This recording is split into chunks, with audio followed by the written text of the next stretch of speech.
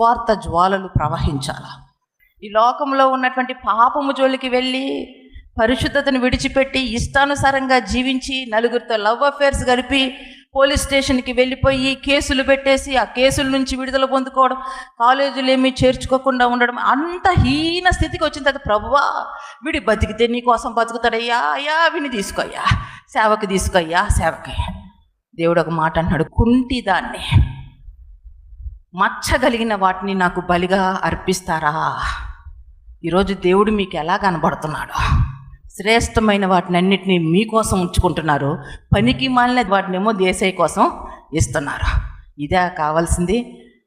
Hannah ఒక మాట చెప్తుంది ప్రభు దగ్గర, అయ్యా నీవు నాకు మగపిల్లవాడిని ఇచ్చిన ఎడలా అతని తల మీదకు షారపు కత్తి కూడా తీసుకురాకుండా నేను తనని నీకు ప్రతిష్ఠిస్తానయ్యా అని ప్రార్థన చేస్తూ తను కోపాన్ని కూడా ఒప్పుకొని విడిచిపెట్టింది. అంటే ఏటేటా కొన్ని సంవత్సరాల నుంచి గర్భఫలము కోసం ఎదురు చూస్తున్న హన్నా తను దేవునికి కానుకగా తనకి ఇచ్చినటువంటి కాదు, ఇవ్వబోతున్నటువంటి, ఇస్తాడో లేదో కూడా తెలియదు, ఇవ్వబోతున్న బిడ్డను కానుకగా ఇచ్చేసింది. ఆ బిడ్డని గర్భం ధరించినప్పుడు హన్నా ఎన్నో కళ్ళు కనుంటుంది, ఈ బిడ్డ లేక పుట్టాడు, ఈ బిడ్డతో నేను ఎంతో ఆనందించాలా, సంతోషించాలా.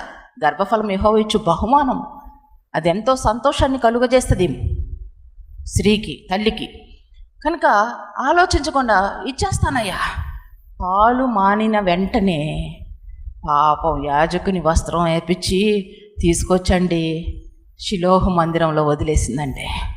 అది ఎంత భయంకరమైన విషయం తెలుసా? ఇంక నుంచి ఆ తల్లికి ఆ కుమారునికి రిలేషన్ లేదిక, ఆ పేగుబంధం లేదిక.